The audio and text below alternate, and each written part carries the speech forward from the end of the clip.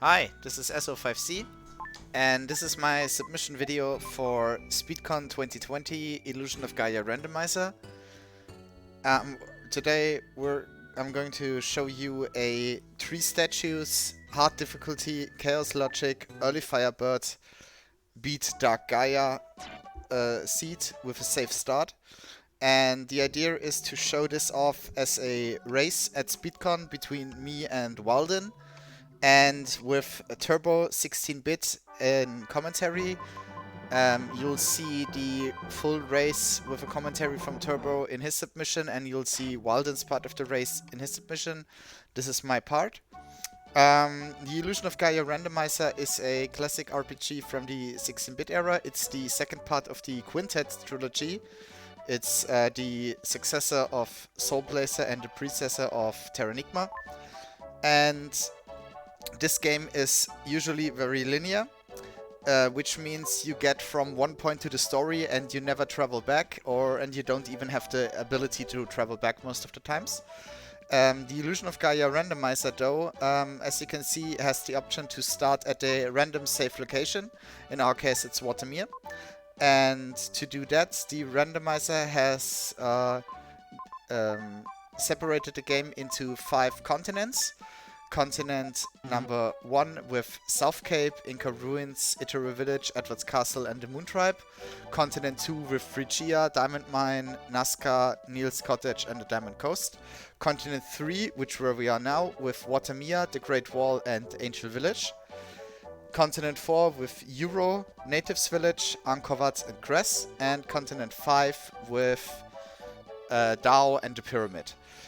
And yeah, these 3 continents, in the 3 continents you have something to do. Like in this continent, I already collected all the items in Watermere that are, like in all towns, hidden in certain locations, or I need to talk to certain NPCs that give me some items. I already got a few really good ones, but I'm going to go there later. And I'm also free to go to the overworld and check out the other locations.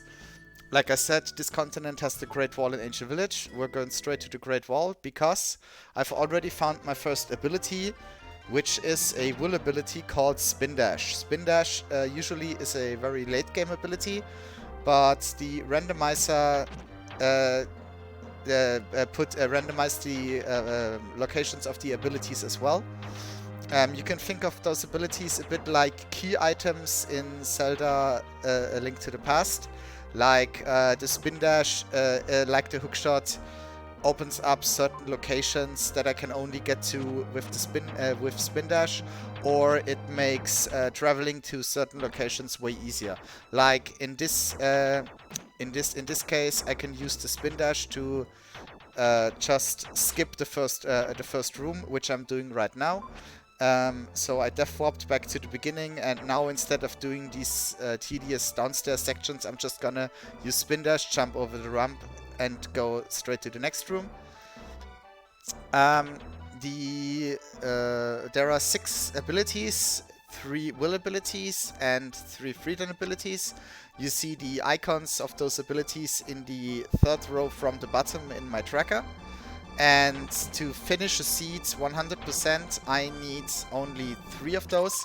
I need Spin Dash, which I already got. I need Psycho Slider, and I need Dark Freya, which is a freedom ability.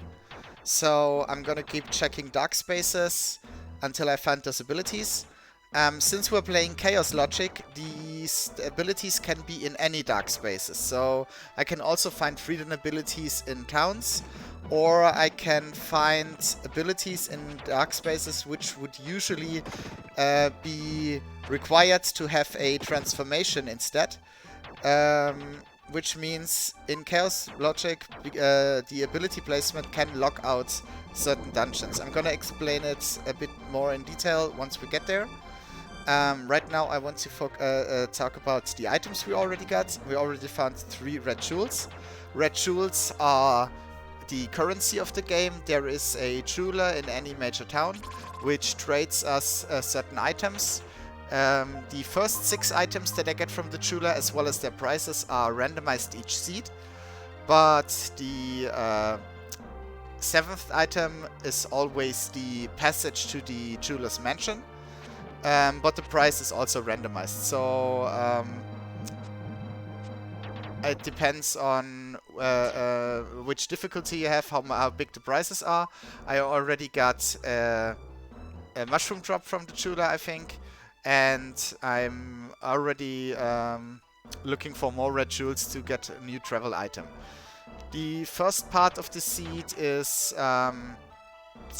obviously finding my abilities so I can clear all the further dungeons, but also finding my travel items. Travel items are items that I need to unlock a passage from continent to continent. Like in continent 3, I can use 2 travel items. One would be the will, which would let me travel to continent 4. Or Lola's letter, which would let me travel to between continents 1, 2, and 3.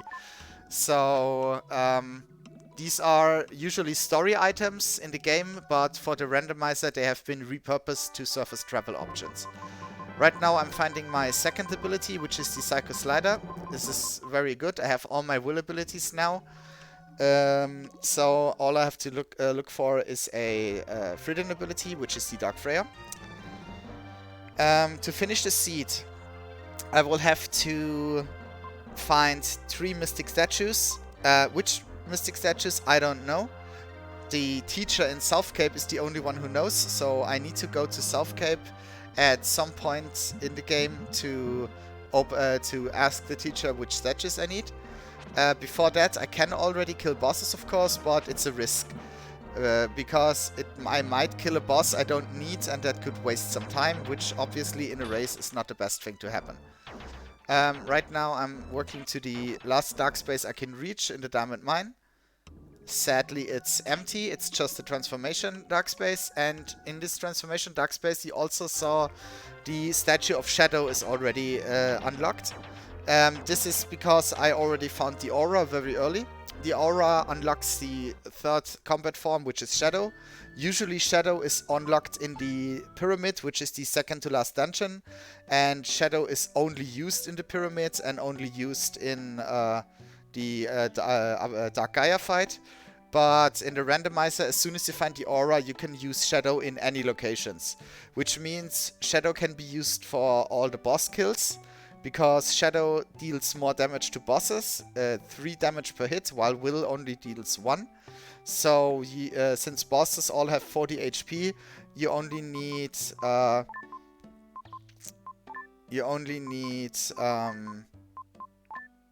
14 hits to kill a boss. And yeah, that's obviously way faster and also way safer, because Shadow can use the aura to melt into the ground, and during that melting animation you're invincible. Right now I picked up the Will, which is one of the travel items I talked about. That's why I decided to not go into the Angel Village dungeon, although I could go in there. So I've used the dark space to teleport back to Watermere. I can use any dark space in the game to teleport back to my starting location. So in this seed, whenever I reach a dark space, I will have the ability to go back to Watermere, which means when I'm in the middle of a dungeon, I need to get out fast, I can use the dark space, or in this case I didn't want to climb all the way out again, so instead I used the dark space to get back to Watermere faster. Right now we travel to continent 4. In Euro there was another dark space which was empty. Euro also has a few hidden items, including the shop items. In the vanilla game this queue takes about 6 minutes to move to the way you can enter the shop. But in the randomizer, this has been sped up by Don't Bagoo Me, who's the creator of the randomizer. So yeah, thanks Bagoo.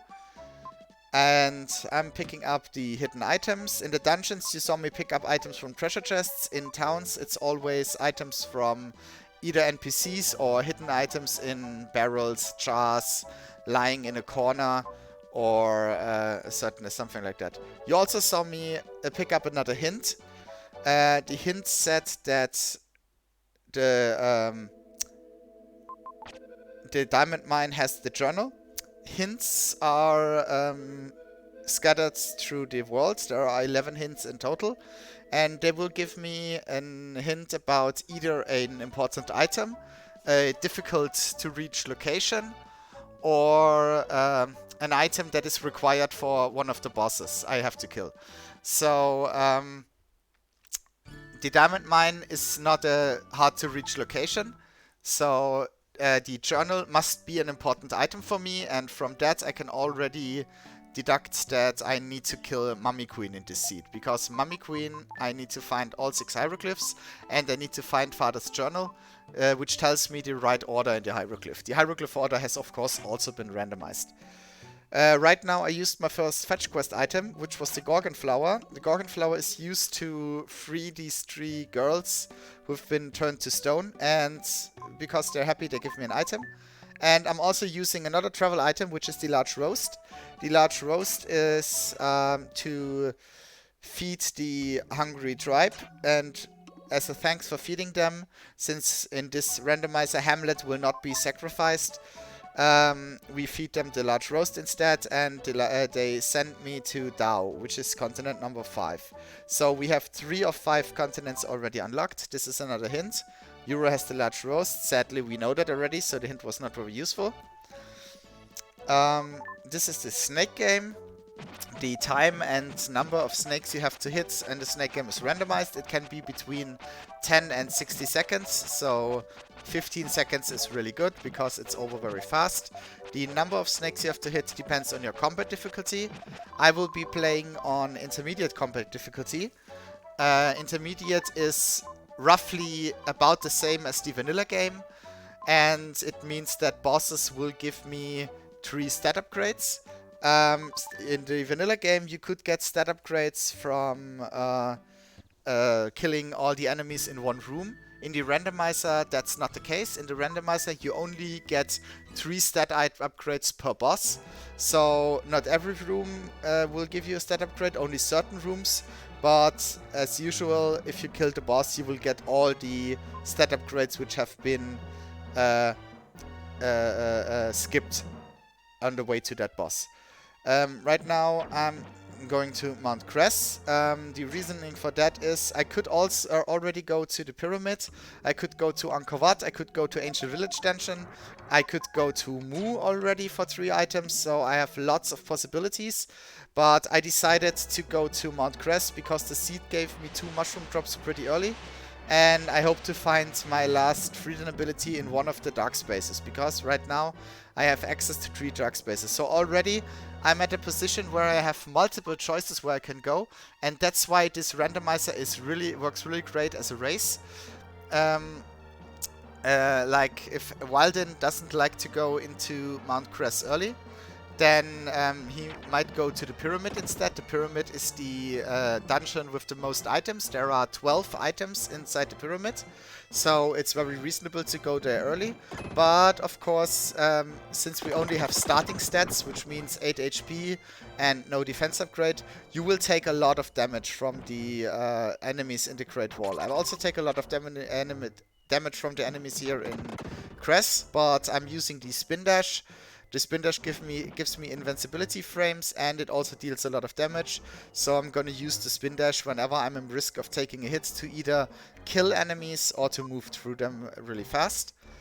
Yeah, so it's already I would have had 5 different options to go.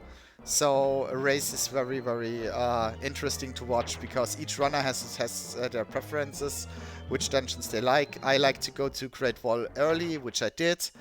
I skipped Angel Village so far, which I think most people would already have been done, because it's a very easy dungeon and I have sliders so early, but I've decided to skip it for now. So yeah, it's really diverse and you have a lot of options. Yeah, the tracker is the Emo Tracker application, and which is an auto tracker, so I'm not clicking the items I find. This is all automized, so this makes following the race as a viewer very easy, and it also allows to quickly see which runner might be ahead or not. Right now, I'm kinda still trying to figure out what the seed wants from me. I already have some of the travel items, but I don't have open world yet. I'm still missing access to continent 1 and 2, which would mean I would have to find Lola's letter at this point. I'm still looking for one of my abilities, and I still don't know which bosses I have to kill. But I've already picked up 18 of 50 red jewels, so I'm already good on there, and I'm already 2 mushroom drops, which means I can check all of Cress except the very last item. So yeah, I think I'm in a pretty good spot right now. I don't know where Wilddin is at this point. We're doing this on a far distant race, so I don't know his final time yet. Yeah.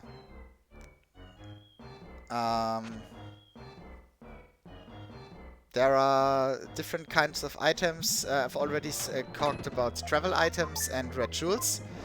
Then there's dungeon items like the mushroom drops, which allow me to open up passages inside the dungeon.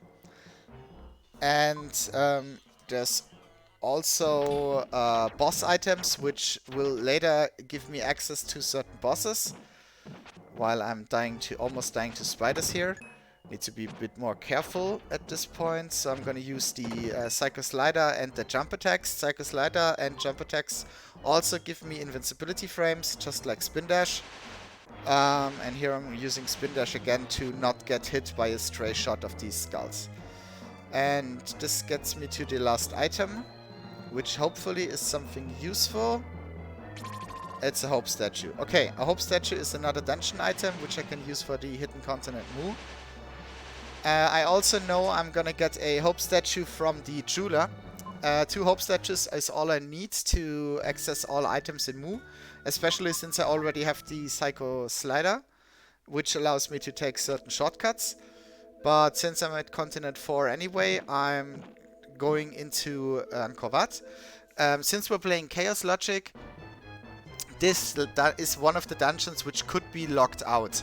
There is a dark space in the garden, which is the first dark space you can reach. And traditionally, this dark space needs to be a transformation dark space, because after the garden there is a passage where you need to use either Earthquaker or Dark Freya to perform Earthquaker skip to move on and unlock further dark spaces.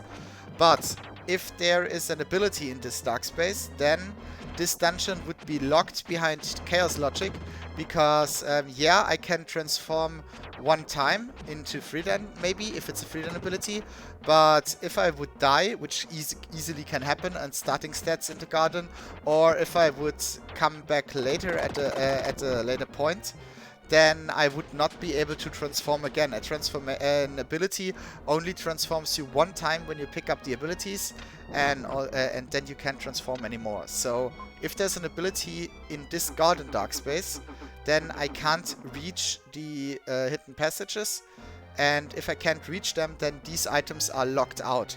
So unlike in completable logic, where the seed will give me access to every item eventually, and I need to figure out which dungeon I want to go and which dungeon I don't want to go, this seed will straight out just lock me out of the dungeon. So what I'm doing right now is I'm working my way to one more item,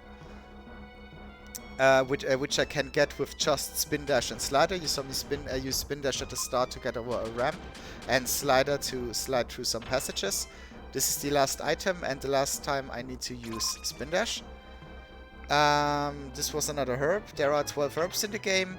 On this difficulty, the herbs will heal me for 8 HP. And usually in the vanilla game they would take 1 item slot each, but in the randomizer, Don't Begumi has modified them to be stackable. So you will only see 1 herb in my inventory, but it's a stack of 3 at this point. Right now I'm setting a save point in the garden, so that if I die, I would be teleported back to the garden, not to the start of the dungeon. I'm also opening the shortcut, because I can, if this is a transformation dark space, I can't progress any further because I don't have the freedom ability to get past the Earthquaker passage. But if it's and then I want to come back, and then I don't want to run through the first 2 rooms again. I just want to use this as a shortcut to get straight back there. But like I said, here's an ability, which means the last 5 items in Angkor Wat are now lost for me. They are locked out of the seed, and the seed says, okay, whatever items are in there, you won't be needing them. We'll make sure of that you won't be needing them. So at this point, I'm pretty happy that I found my Dark Freya, which is the freedom ability that I need. I have all my abilities now. I can stop checking dark spaces, but at the same point, I'm lacking 5 items now. This could be herbs, this could be red jewels, this could be travel items. Some of the travel options are doubled. So, like the teapot and the Lola's Melody both allow almost the same travel options. But yeah, I'll have to live with the fact that these 5 items are just lost to me. Now I went back to the jeweler to get my second Hope statue. And now I'm going back to these dungeons, which I had access from the start on, but which I skipped earlier. I've decided to go to the tunnel, which leads to the continent Mu first. Mu is a good choice for me to go right now, because I have the Psycho Slider to use all the shortcuts, and I have both Hope statues. You can see that some part of the dungeon is underwater, but with the Hope statue I can first open up one layer of water and then the second one.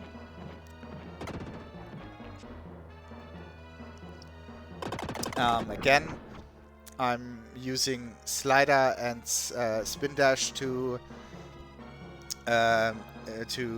avoid enemies, or to give myself invincibility frames, so that I don't get hit.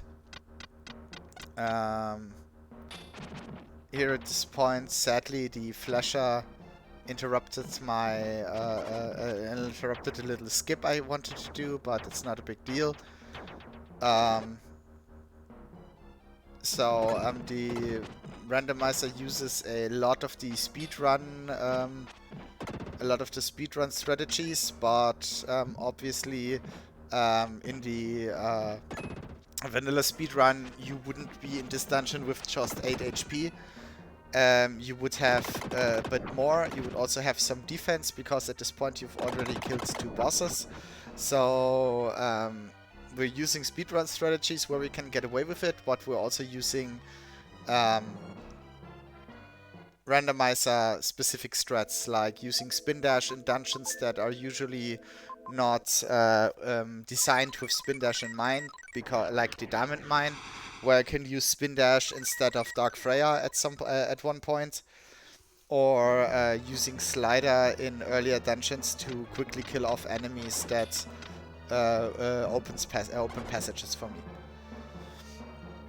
I'm working my way to the last 2 items on the first layer of Mu, which is 1 more item in a chest and a very rare hidden item in a dungeon, which is more red jewels. Okay, I can use red jewels later on. And now I'm going to use something you've seen me do a couple of times already, but I've never talked about it, so I'm going to do this now. I'm using Death on purpose to teleport myself back to the beginning of a dungeon. Death warping is most of the time faster than running all the way back to the beginning of a dungeon. So in the randomizer, we use it whenever we can get away with it, basically.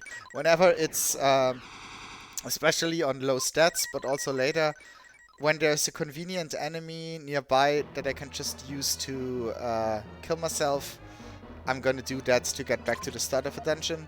The only dungeon that won't teleport you back to the start are the Pyramid, Sky Garden, and Angkor Wat, but Angkor Wat already... Oh, nice, I got the pixel. There's a 1 pixel where you slide through the passage without the slider animation.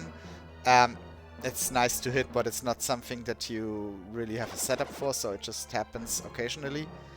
Now I'm already unlocked the third layer. So the third layer gives me 3 more items. This was another herb. And now I'm gonna use the slider and gonna use a passage to get to the other side. I don't have to walk all the way around. So this is very nice that I have slided this early, because I can use it to save a lot of time here.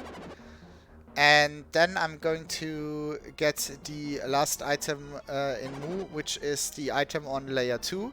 But this item is pretty far out of the way, so I will have to travel a long time to get there. I've also found a third hieroglyph by now. There are 6 hieroglyphs in total. Hieroglyphs are boss items that I need for Mummy Queen, and because of the hints I got earlier, I already know that I have to kill Mummy Queen, so I'm very happy to see those. In the dark space, I can always heal up, transform, or teleport out. So at this point, I just wanted the extra heal, because in the next room there will be a lot of flashers and some fire enemies. And oh, like here, the flasher just teleported directly into my path. There was no way I could have avoided that hit, because yeah, it just happens. It just appears right in your path, and you don't have enough time to react. And when that happens, yeah, it's pain. But there was a convenient dark space, so I could heal up. And now is the long walk to the last item.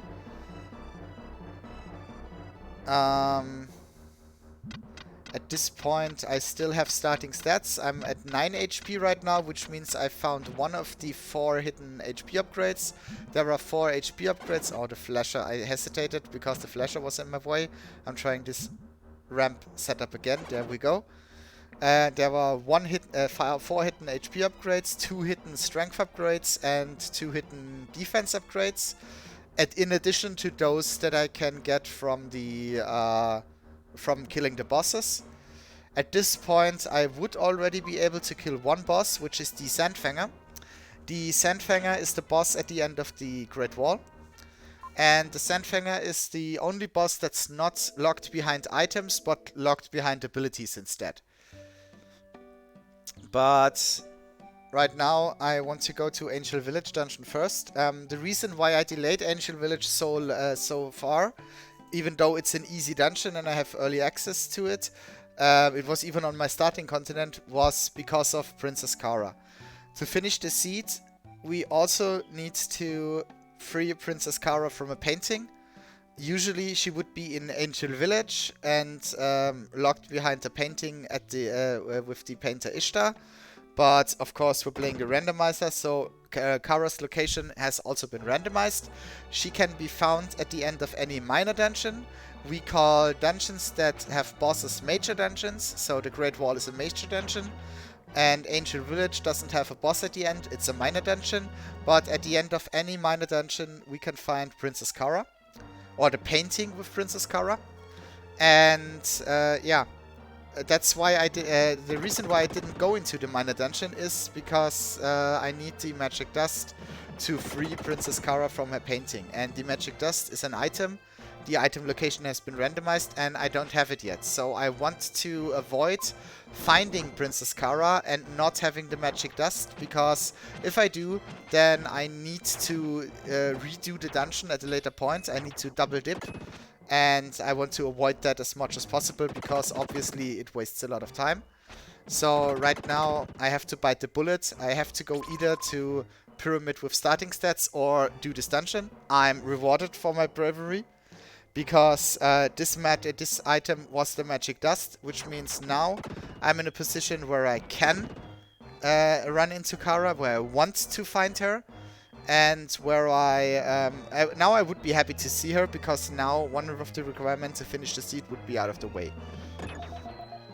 Now, yeah, you saw I've just got a health drop, which gave me a bit of HP back, so I'm gonna take one more hit, so the death warp is faster at the end. The other 4 minor dungeons where Cara could be would be Edward's Castle, the Diamond Mine, Mount Cress, where we already have been, but we need another mushroom drop to finish that. But we don't need to go there because Kara is here. I can free her. She's in a vanilla position. And now you see on my tracker, I have freed Princess Kara. So 2 of the requirements already met. I found the aura and I have Princess Kara. Now I just need to find the 3 mystic statues that I need.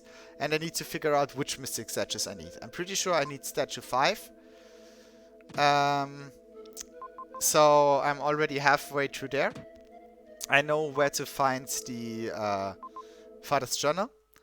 While I'm doing the riddle room, the riddles have been randomized as well, so it's not the vanilla style. Bagu really made sure to do a lot of stuff with this game, and the riddles are one example. Sometimes it takes really a keen eye to find these differences. Like in the first 2 rooms, the jars had different colors. In this room, there was no obvious difference, but the content of the chest was different. I just found Lance's letter. Lance's letter is another story item which has been repurposed. Lance's letter would usually tell me where I can find Kara. Obviously, in this case, I don't need Lance's letter anymore. I've already found and freed her. So, yeah, but that's a shame. But usually, that's a pretty good find. Okay, now I'm still on starting stats, and as you can see, I take a lot of damage in these dungeons. I also didn't find any more travel items. The only travel item that would help me at this point would be Lola's letter. So right now I can only go to the pyramid where I can find more items. But the pyramid is pretty hard. The enemies in the pyramid deal 6 to 7 damage to me. And I only have 9 HP, so yeah, obviously that's pretty tough.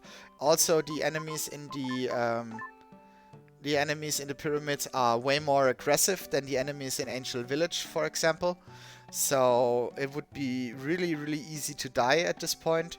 So instead, what I'm doing is I'm going to the Great Wall and I'm going to kill the Sandfanger because I can just get easy stat upgrades. Like I said, this boss is not locked behind items, but behind abilities. I have both abilities. And having these extra stats will, or so I hope, will make my play through the pyramid and later dungeons easier for me. So I'm going to invest some time on a lucky shot, but it might pay out in the end. Also, I've said that I'm playing a Beats Dark Gaia seed, so we're gonna in the tournament, in the Speedcon, we would play a race on a Dark Gaia seed, but I've brought a little extra today. I'm also going to do a Gaia fight. Apocalypse Gaia, or Gaia for short, is a randomizer only bonus boss. It's basically the first boss fight, but 3 additional phases, and they are very hard. So even if I don't need a Sandfanger, I will be glad to have these extra stats when I reach Apocalypse Gaia. Apocalypse Gaia could be one of the donation incentives for Speedcon. It would add about 10 minutes maybe to the seed, depending on how many herbs we find during the seed and how often we die on that fight. Obviously, it's a really tough fight. Even with practice, you can still die. A lot of stuff can happen. I'm gonna talk more about it when we reach the boss. But yeah, it's about 10 extra minutes. Yeah, usually I would run back to the dark space to transform into Will at this point, because I need Spin Dash to get to the boss room, but since the middle dark space had an ability, I can't transform there anymore, so I decided it's easier to just Death Warp, skip the first 2 rooms with Spin Dash, instead of running all the way back to the Archer dark space, which is behind the Switch Riddle, and yeah, I just took another quick death to transform back into Will. Death Warping will always transform you back into Will. Yeah, so Apocalypse Gaia could be a good donation incentive. Another donation incentive which would work really well with these settings would be adding boss shuffle to the seed. Boss shuffle basically means that the dungeons themselves are still the same. You still have the same ability requirements, item requirements, etc. But at the end of the dungeon, you can find a boss doesn't belong here. In this seed, once I jump over the last ramp, I will fight Sandfanger. But in a dungeon, in a boss shuffle seed, I might actually run into Cast Off, which is the boss number 1 at this point. So that's another little thing to spice up the seed.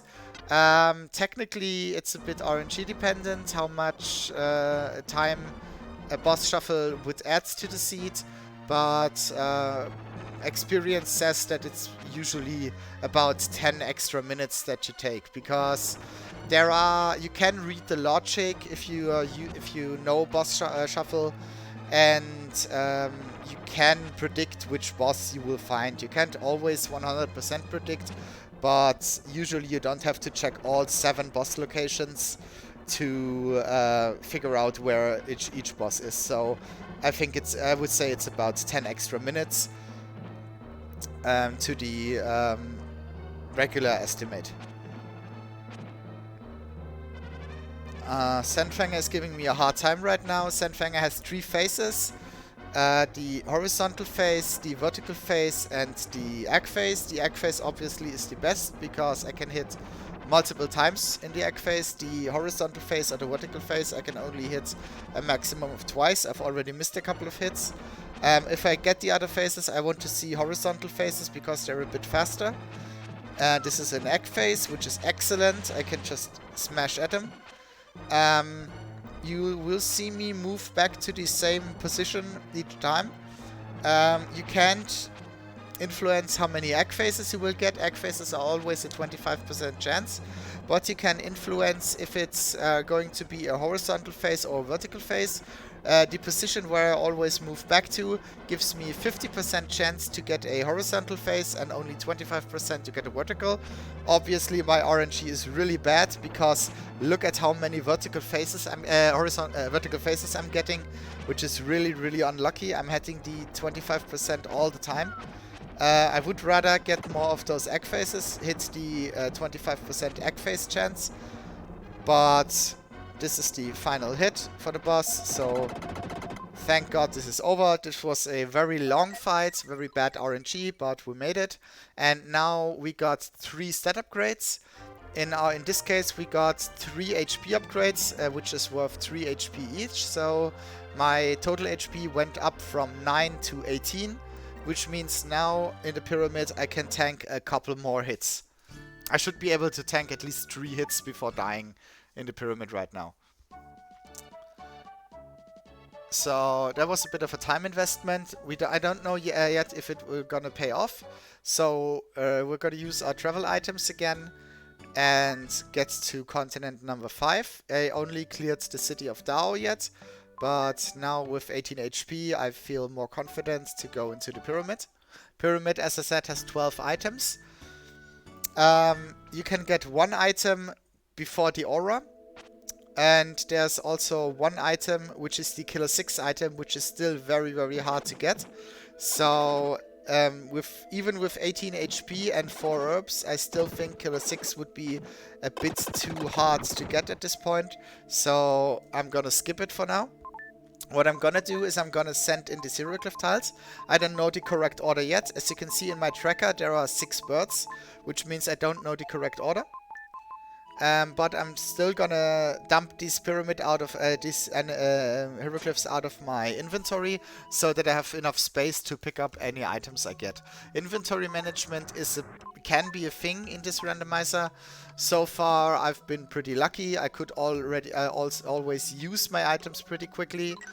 But yeah, sometimes you get a lot of crystal balls, for example, and since I don't have access to Continent 2 yet, I would have to carry those crystal balls along with me all the time. So yeah, I'm trying to get my inventory cleaned up as much as possible. Now you see the original purpose for aura. Wherever there are these tiles on the floor, you can sink down, and this way I can get one hidden item, and now I can go to 6 rooms from the pyramid. Usually you start with room 5, which is a shadow room. In this room there are 2 items, one hidden item and one item at the hieroglyph stone. I'm gonna get the hidden item first. I killed one enemy because I'm going to go back here again. And I'm also gonna use a glitch which is called the aura glitch. During the aura animation I am invincible. But if I press attack and use the aura while I'm still in attack animation, that was my travel item by the way. Now I could go to the continents 1 and 2, which I have been missing already. But since I'm already here, I'm gonna stay and see how many more items I can get. The aura glitch, if I attack while I'm in the aura, and if I use the aura while I'm in an attack animation, the game will think I'm still in an attack animation. So even though I'm going through the aura animation, the game will still think I'm attacking. So if I use the aura glitch and use it to drop down on an enemy, which I'm going to use right now, then if I do it correctly, if I time it correctly, the enemy, instead of hitting me, will be pushed away. And it was pushed away. Because the game still thinks I'm still attacking. So I'm gonna use it at 2 more points, and hopefully it's gonna work. You saw 1 hit deals 5 damage, so I can take 3 hits, but the 4th hit will kill me. I'm gonna work my way through. I'm gonna use the aura glitch again for this bird soldier downstairs. Hopefully I can make it. Barely made it. And now I'm gonna use one more iframe dash. If you run and tap your attack button while running and re-grab your one real quick, you will get a attack animation and move forward at the same time, which allows you to move through these bird soldiers. I found the 3rd mushroom drop, which is not that good because I already been to Cress. I don't want to go back there necessarily, so yeah. Maybe I should have gone to Pyramid earlier, get that mushroom drop before I went to Cress. But yeah, looks like I have to double dip this dungeon now. Usually room 3, the room with Killer 6, would be another shadow room, but like I said, I'm not confident enough to do Killer 6 yet. So instead I took a death warp, and now I'm doing the rooms 6, 4, 3, 2 and 1 in that order. These are the will rooms. I'm going to use spin dash and slider again to avoid getting hit. And I'm gonna death warp at the end of each room to get back to the main hub again and quickly move from room to room. I found another crystal ball. Crystal balls are the boss items I need to get to kill boss number 2. There are 4 crystal balls. I already have 2. I also have a Rama statue. Rama statue are used in Mu to unlock the boss. I already cleared out Mu. There are no more items to get there, but there's still a boss. I would need 2 Rama statues to fight the vampires in Mu. So I've already killed 1 boss. I'm already halfway to 3 more bosses. The only boss I don't have any items for yet are boss number 1, which is Castov. I would need the diamond block, the wind melody, and 2 Inca statues to get to this boss. And for boss 6, for statue 6, there are 2 ways to get it. You can either play the boss rush, which is Babel Tower, which is the vanilla boss rush with Mummy Queen 2.0 at the end, which will reward you with the stat upgrades and statue number 6. Or I can collect more red jewels. Oh, I missed a pixel here. There's 1 pixel where you can just get the item from the statue and then move out before these mummies even reach you. Sadly, I messed it up, but not a big deal. And I got another hieroglyph, so this was definitely worth the time investment. Yeah, so the statue 6 can be acquired by doing the boss rush and killing Mummy Queen 2.0. Or you could collect red jewels and unlock the My Secrets item at the jeweler, which gives you access to Jeweler's Mansion, which is the bonus dungeon and very, very hard. So you could go there. There's one more item in the bonus dungeon as well, and there is Solid Arm at the end of it. Solid Arm is the bonus boss. Used to be super, super difficult, but Speedrunner found a very, very easy and very safe setup, so that's a quick kill. So in this case, in most of the cases, it's usually quicker to get Statue 6 by doing Jeweler's Mansion. That was unfortunate. Let's try that again. Because the boss kill is so much safer, but it has one trade-off. If I kill Solid Arm, I will get Statue 6, but I will not get any stat upgrades. So it's a bit faster, but you get less upgrades. And like I said, since I'm fighting Apocalypse Gaia... Oh, there was an empty chest. There are 2 vanilla empty chests in the game, and they are still in the item pool. So there are two times... One I already found. There's still one more chance for me to get a dud, which is unfortunate when it happens, but that's just part of the game. So since I'm fighting Apocalypse Gaia, I might want to do the boss rush to get the extra stat upgrades. But speaking as a speedrunner and as a racer, if I need Statue 6, the Jeweler's Mansion usually is the better place to go, because red jewels, there are 50 red jewels. You naturally pick up a lot of them because they're just the largest number in the item pool. So usually getting Jeweler's Mansion is not that hard. In this seed I'm gonna need 45 red jewels, so I need all except 5. And here I'm gonna use a damage boost instead of killing these orbs, which is a bit faster. I can open these passages by jumping down twice with Will or Freedom, which makes it pretty easy. And there's my last item, and that's my second empty chest, so these are out of the way already. I was kinda hoping that the empty chests would be in Angkor Wat, in those 5 items that were locked out by the Chaos Logic, but sadly no, so these were all actual items and not just... it could have been the 2 empty chests maybe. Yeah. This is the last room of the pyramid. Another will room. I'm gonna use spin dash a couple of times here. And after that I've collected 11 out of 12 items from the pyramid and I can go out. Luckily I found Lola's letter in here, which means now I can go to continent 1 and 2. Continent 1 has the teachers in South Cape, which will tell me which statues I need, and then we're gonna find out if we killed Sandfanger in vain or just for the stat upgrades, or if we actually needed statue number 4.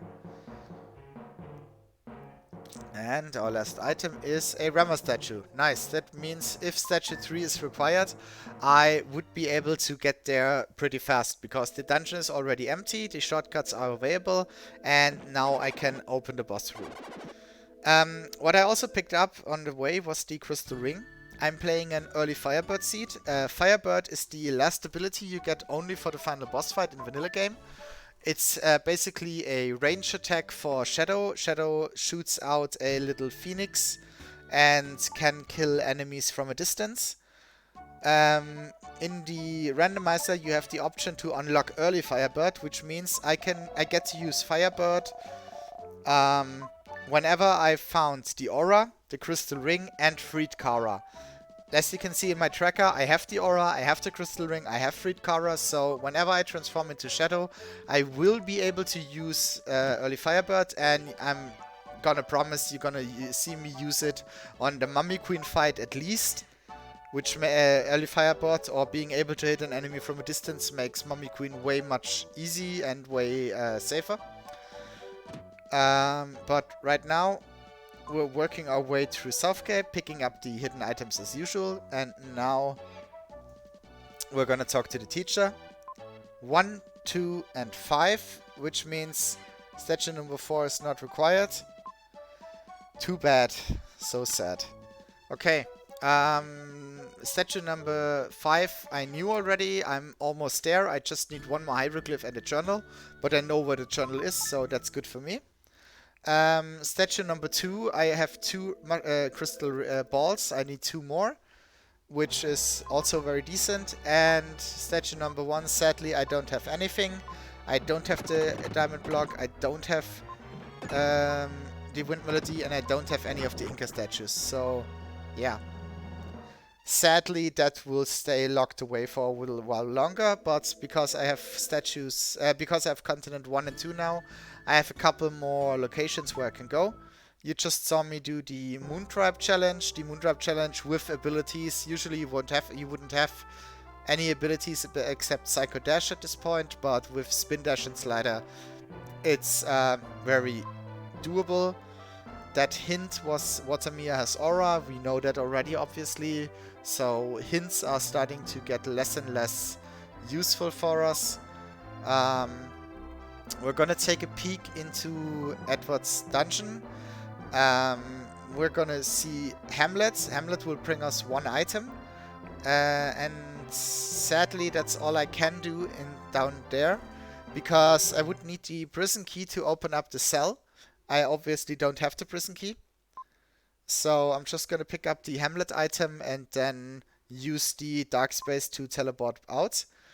That way, because I can use any dark space to teleport back to Watermere, I'll never get locked in any dungeon.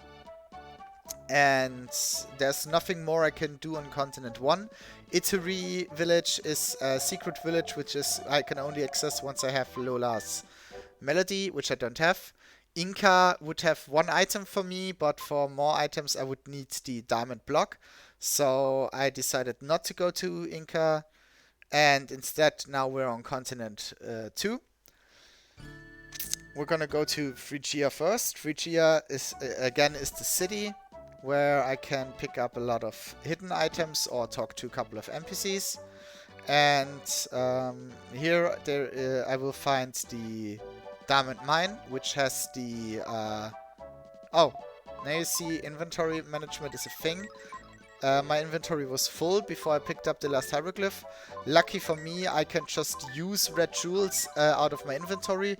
You can either use them out of your inventory or talk to the jeweler. Obviously, talking to the jeweler gives them all at once, so that's usually faster. But at this point, I can just use a couple and then pick up the rest of the items.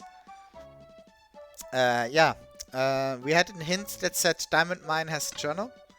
That means the journal can be somewhere in the Diamond Mine. The problem with Diamond Mine is there are 6 item checks, but 3 of those item checks are locked behind certain keys.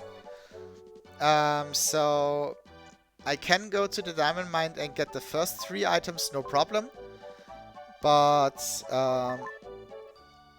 if the journal is one of the later items, then I might be unlucky. So I'm gonna check the diamond mine, obviously, but I might not find the journal before I find either the elevator key. Oh, I need to use more red jewels to get the items here. I wanted that crystal ball before I go into Nazca. Nazca is the location where I can reach Sky Garden. And I want to have as many crystal balls as possible because I can just drop them off there.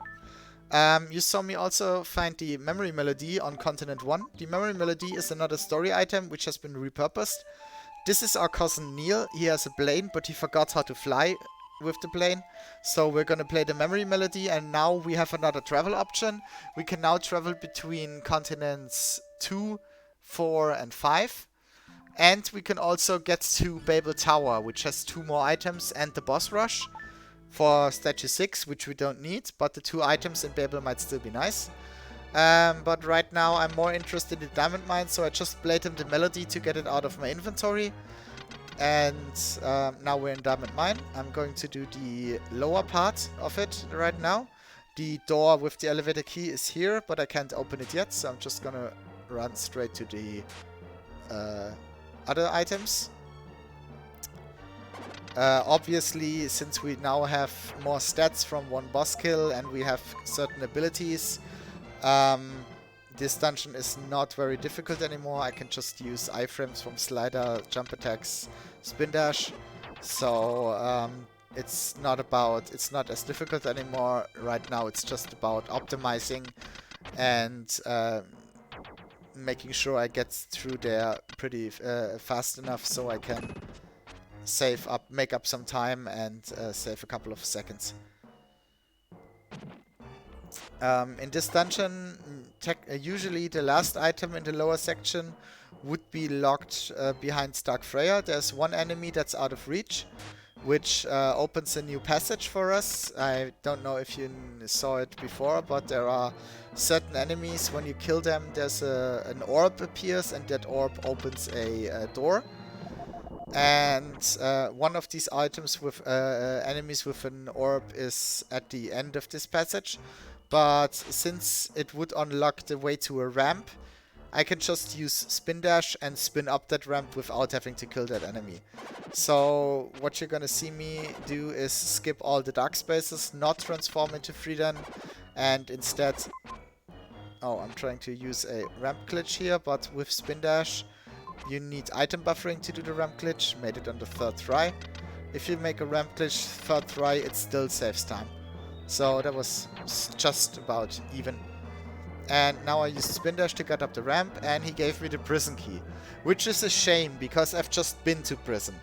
That would have been nice about 5 minutes earlier. Oh well. I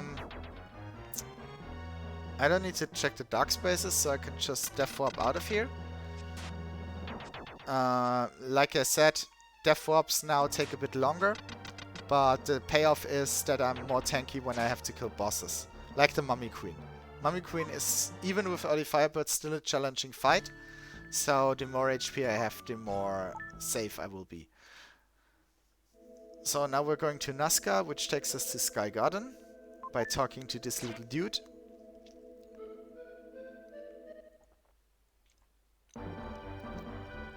I'm gonna put in these 3 crystal balls.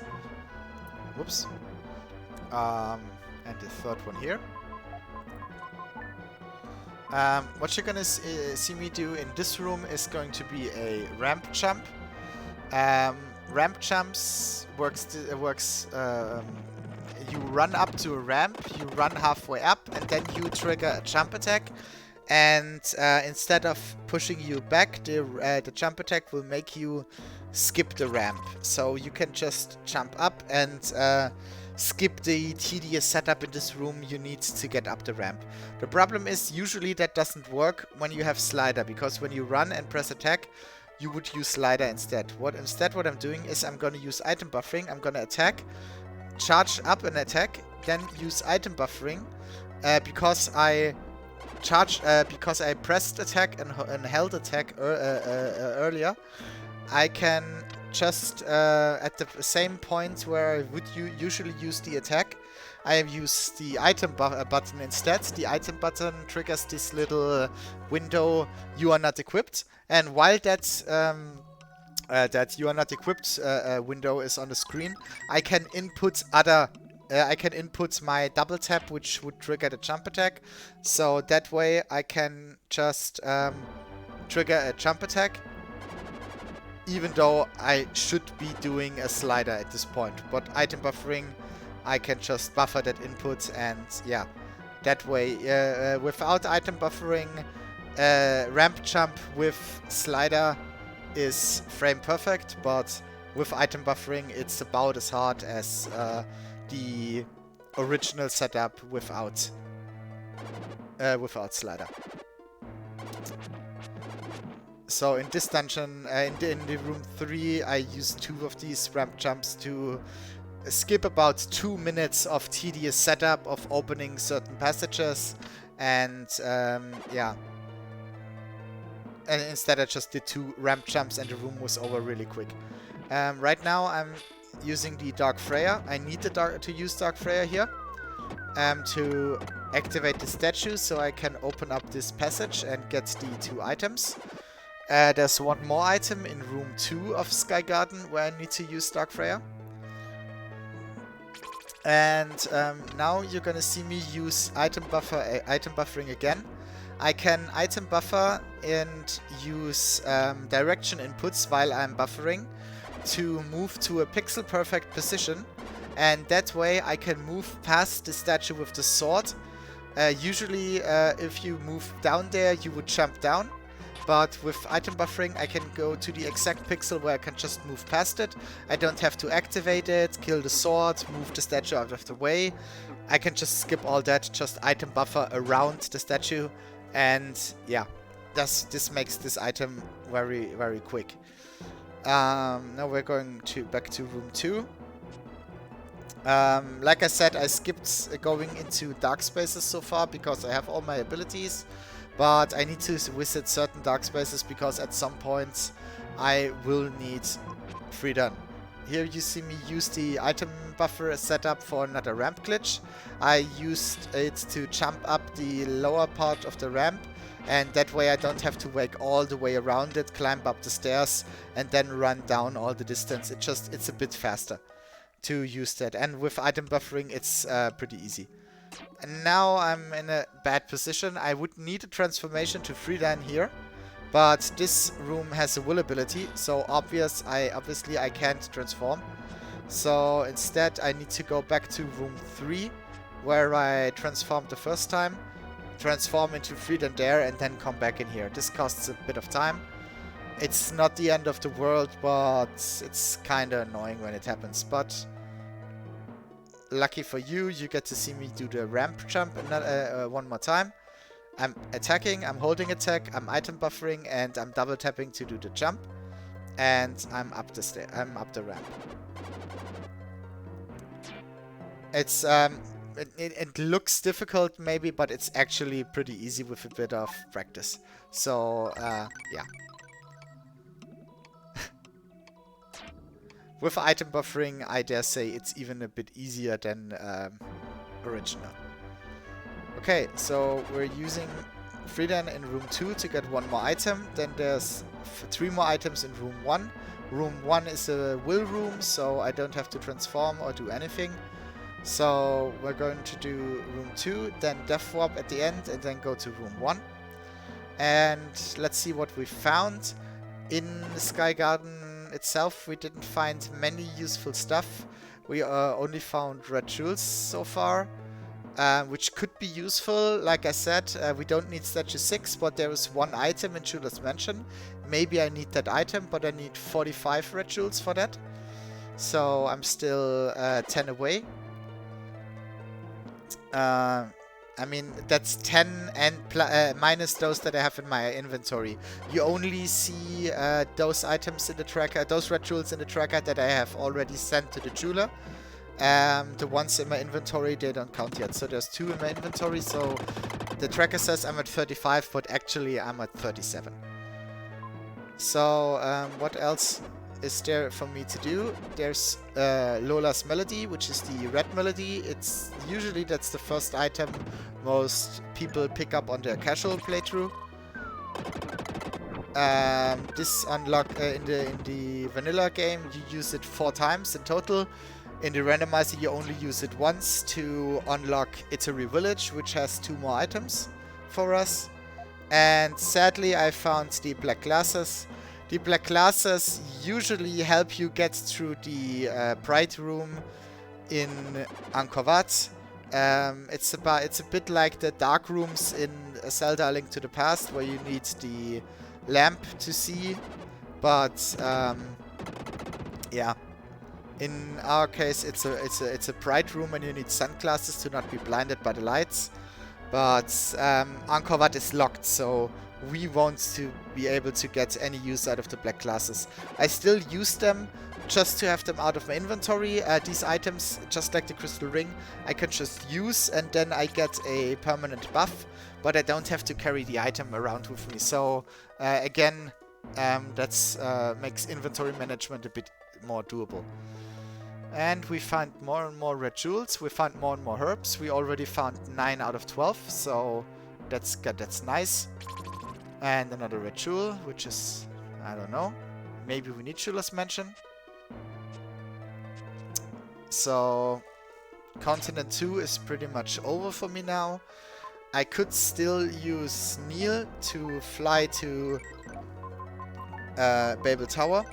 Or I could go back to Continent 1. I could unlock Italy and get the 2 items there. Or I could go to the Edward's Castle again, go back to the dungeon and open the cell door to get items from the prison. The problem is that I can't clear the prison because I need one more thing to get through it. So I would have to go in, get 2 items, then die, and then come back later once I found my friend Lily.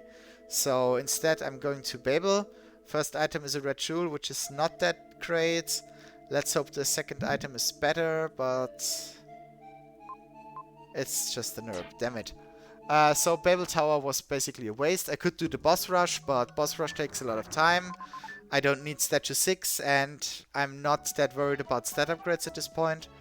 So we have to go back to Continent 1, and first we're going to go to Italy to see which 2 items we get. Let me take a drink real quick.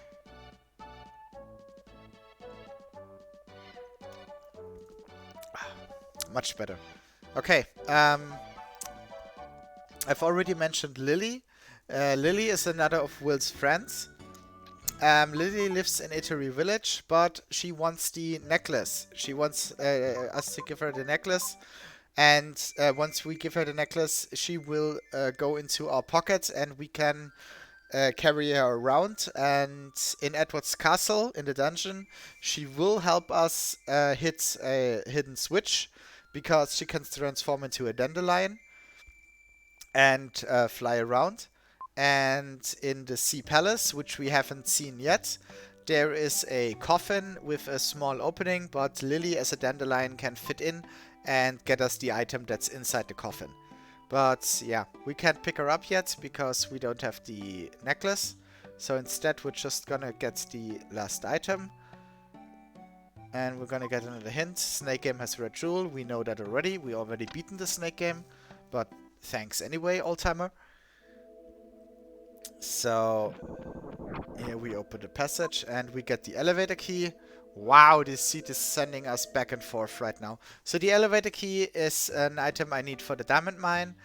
This would send me back to Continent 2.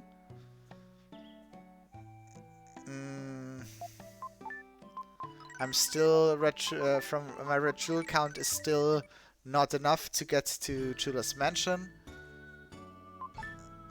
We're gonna take the risk. We're going to go to Edward's Castle. And like I said, I can only pick up 2 items. And then the passage is blocked until we find Lily. So I'm just hoping that I find some good items in here and that I won't have to come back. Like I said, we just need the... only need the journal to kill boss number 5, Mummy Queen. Now that I have the elevator key, I know that I'm gonna get the item. Because the last item is Sam item. Sam item has its own hint. And the hint said Diamond Mine has the journal and not Sam has the journal. So basically I know where the journal is now and I can get it. So boss 5 is no problem. So what I'm hoping for is either the diamond block for Inca or another crystal ball so I can kill boss number 2, which is Viper. I'm not too worried about taking damage at this point. I'm actually running into enemies on purpose at this point because I will have to death warp in the next room. I only take 1 damage per hit and I still have 14 HP. So I'm trying to, where I have to wait, I'm trying to run into enemies so I can just be a little bit quicker with the death warp.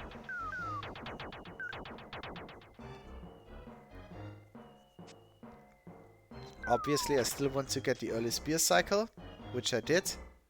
Hooray. And now I'm gonna open this switch and get the last item. The first item was a herb. What's the second item? Another herb. Okay, that was a waste of time. That was a big waste of time. I should have waited until I have Lily.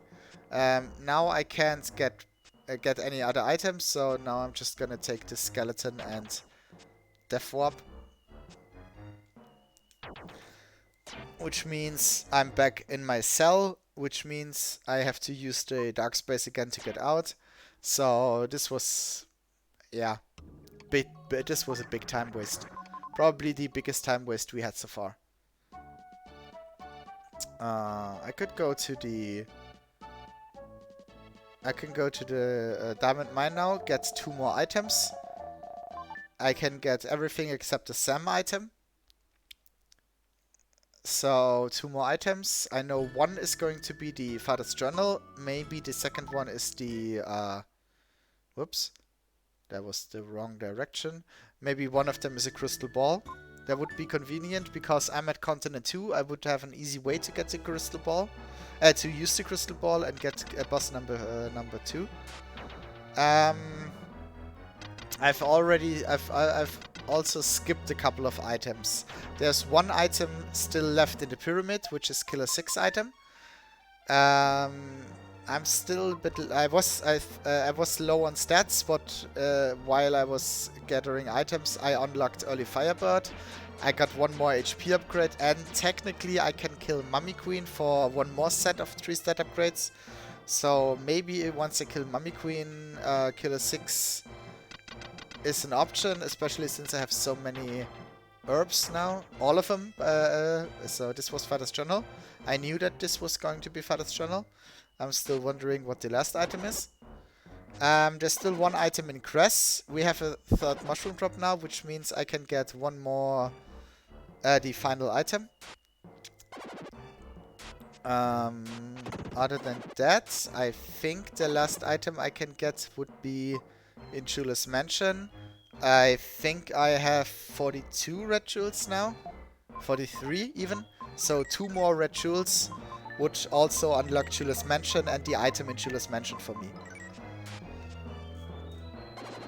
Yeah, but at this point, I think go and kill Mummy Queen, and then since we're in the pyramid anyway, we're gonna use Killer 6.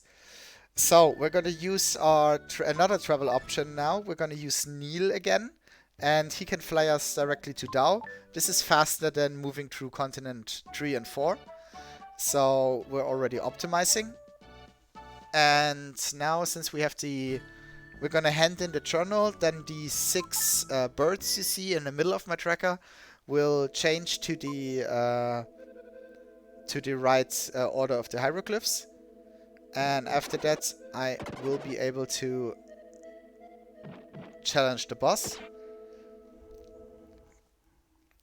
So we're gonna transform into Shadow, because we definitely want Shadow for Mummy Queen. We don't want this fight to go any longer than it has to be, so we're using Shadow. Boss damage is hard-coded, Will only does 1 damage to bosses. Shadow does 3 damage, Freedom does 2 damage, and Freedom does 3 damage. So no matter how many strength upgrades I have, you see I have already 3 strength upgrades, they don't count for bosses. Boss damage is just hard-coded. Oh, we're turning in the journal, and now I'm gonna put in the hieroglyphs. I need to change a couple, because if I put them all in the wrong fields, then I will get all of 6 of them back in my inventory, and so I'm just gonna switch here, and now I just need to set in these last 2. And there we go. Mummy Queen is a pretty difficult fight. Most of the time Mummy Queen is not... we're not able to hit her, but she can hit us in a couple of times. The first phases are these split cycles.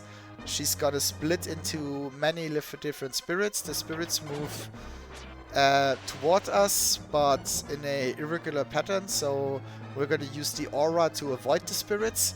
Then they transform again. We're going to try to hit her as soon as she reforms, so she doesn't have any time to move around or use any of her other attacks. She can also shoot the laser orbiters, or she can make an earthquake and make blocks fall from the ceiling. So we're going to try to hit her as soon as she reforms. We're going to use early Firebird for that. we're gonna try to hit her from a distance, because the farther away we are, the more time we have to react to what she does.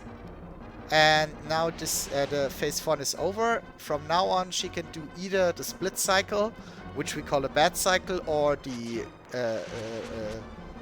circle, which we see right now, the roulette cycle.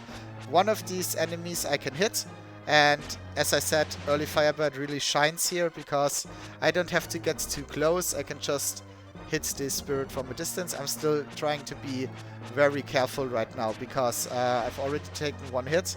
I could survive another hit, but if possible, I want to save all my herbs for either Killer 6 or the Apocalypse Gaia fight, which I want to show you. So instead, we're gonna heavily abuse early Firebird and just shoot from it at distance. And that was Mummy Queen. And she gave us 2 more HP upgrades and 1 defense upgrade, and now I think we're strong enough to attempt Killer 6. It's not so much the Killer 6 themselves, it's the room before, where a lot of things can happen.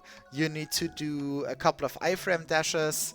You need to do a aura glitch drop, but that aura glitch drop is basically a coin flip if it works or not. And it's just easy to get hit on the way to Killer 6. And then when you reach Killer 6, which is 6 of these blue-white laser orbs right next to each other, and they're all shooting at you, you're already so low in HP that you can't finish them off anymore. So again, we're gonna use the early Firebird as much as we can. Oh, that was unfortunate.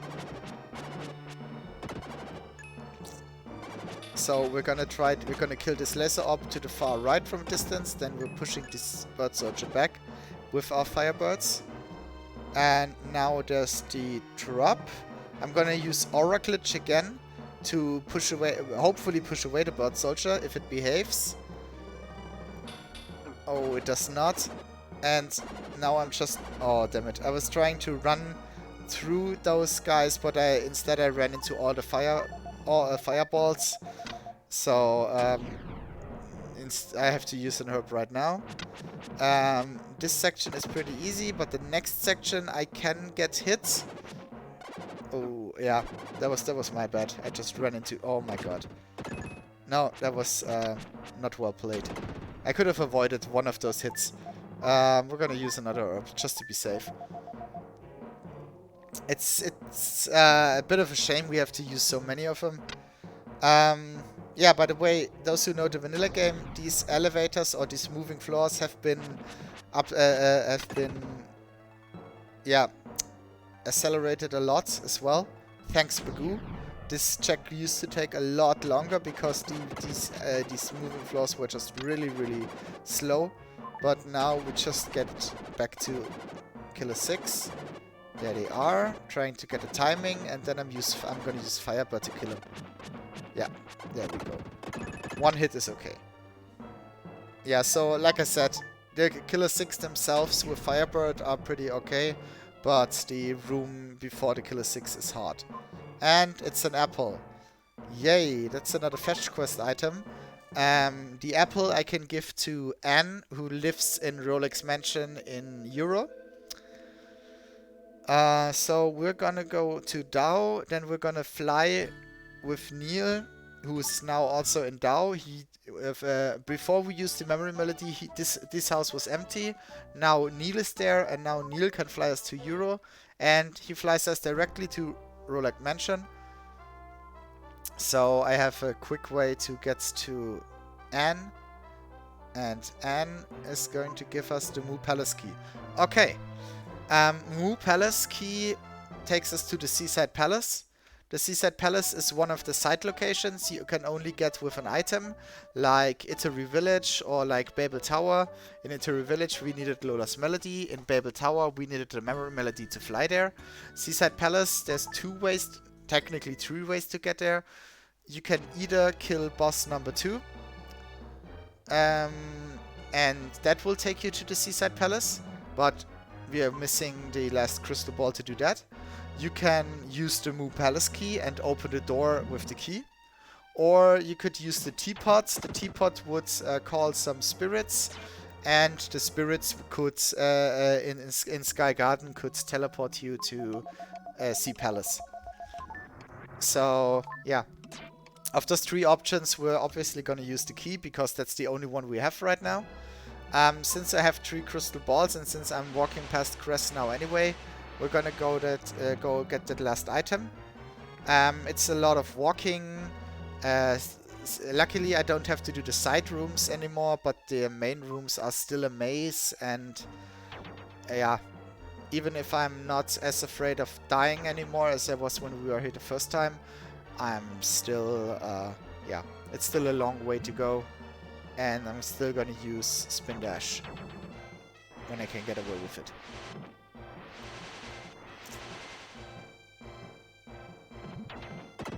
Yeah, we could get this far. We don't have to go up to the other room. We can just use the mushroom drop here and free up this last passage. And there's one last room with enemies, and then there's another room with a chest. Like I said, a crystal ball would be nice right now for boss number 2, or the diamond block for Inca. Technically, a red jewel wouldn't be as bad, because that would mean... Oh, it's a death upgrade. A death upgrade is nice, because it means we take less damage from all sources, including bosses. So obviously that's nice to have. But we killed the most difficult boss, which is Mummy Queen, already. And we also cleared all the difficult dungeons already. So at this point, it was rather high time investment for just a death upgrade.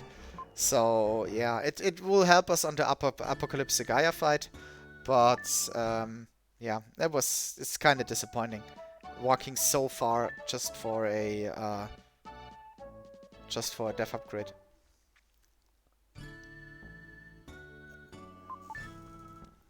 We're going back to the tunnel in Angel Village. And this time we're not going to Moo. We could kill the vampires if we wanted more stat upgrades, because we have two Rama statues. We could also do a very fast kill, because we can use Shadow and early Firebirds to kill them very, very fast. But like I said, I'm not that worried about stats anymore. We found the Purification Stone, which is really good. Purification Stone is needed in Seaside Palace.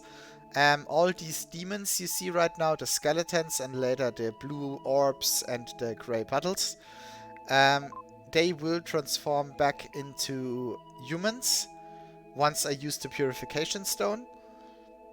And one of these humans will give me an item.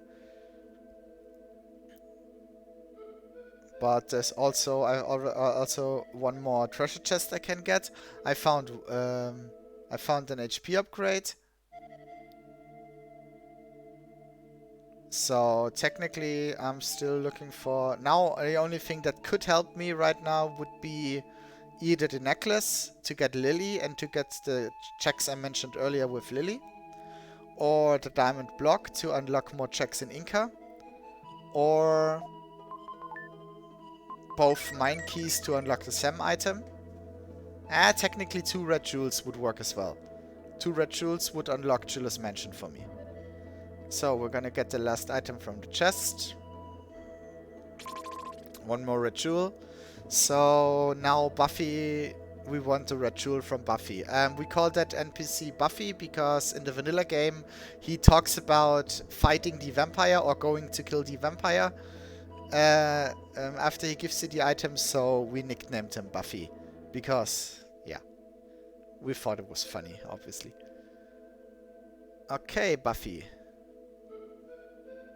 Red jewel or diamond block, please?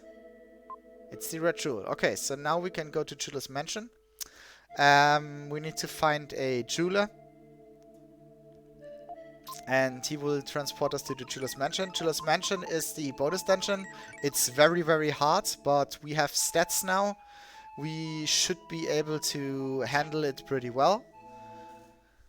And At the end of the dungeon is Solid Arm, the bonus boss, and I might show you show the speed kill, depending on how much HP I have when I get there. So we're gonna talk to the jeweler who's inside here. The jeweler is always hidden in any major city. And now he's gonna take us to the jeweler's mansion. The enemies look like diamond mine enemies, but they're actually way tougher. And especially these beholders can be a pain.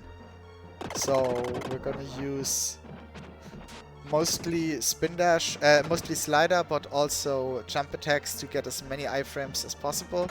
The lasers that the beholders shoot, I cannot block, so the only way to avoid those is either move out of the way or use invisibility frames.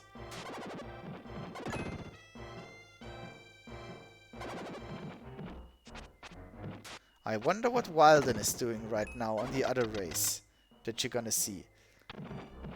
Maybe he's already been here. Maybe he already found another boss. We'll see. Okay, this is the item. It's the diamond block. Okay, that means now Inca is open for me, Inca Ruins. But my HP is okay. I want to show off the fast kill on Solid Arm. So we're gonna go up here. I'm not even that worried that I only have 2 HP left. Because what you're gonna see now is me using item buffering to move into a pixel perfect position where the boss cannot hit me. And it's really easy. We're going to keep attack and item pressed 4 times to the left, 4 times to the right. And now the boss can shoot at us all he wants, but he won't be able to hit us. We won't take a single point of damage and we can just whack at him. Shoutouts to Mr. Freed, who found this strat, and which is aptly named God Pixel, because Mr. Freed is just a god at this game.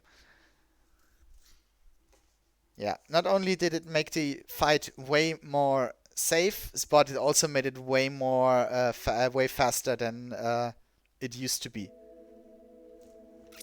And since I killed that boss, I'm gonna pick up my statue 6. I earned that statue 6. I want it in my inventory. Gimme. There we go. As you can see, there are certain stages where I'm traveling from continent to continent. Because of the hard difficulty and the chaos logic, the seed is gonna send me back and forth a lot.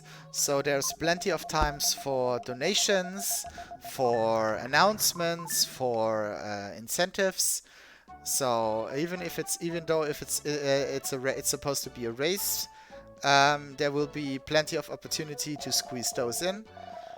And yeah, we all made this race in different settings already.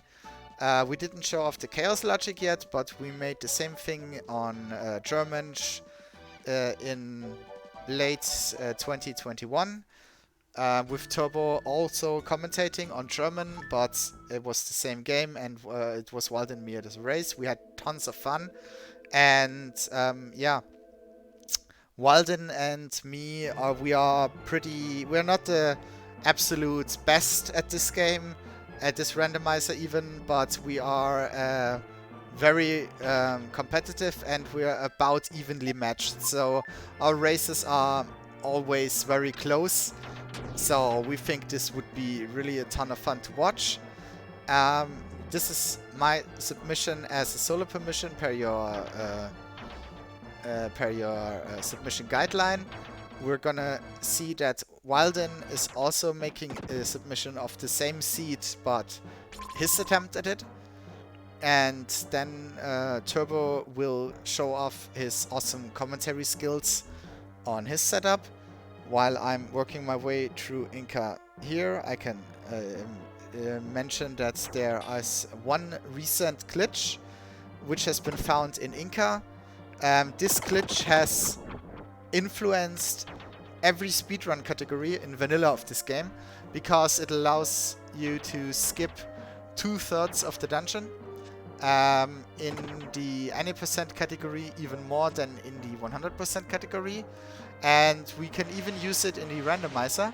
So after I've done my singing statue item, I'm going to show you the Inca ladder glitch or Z glitch.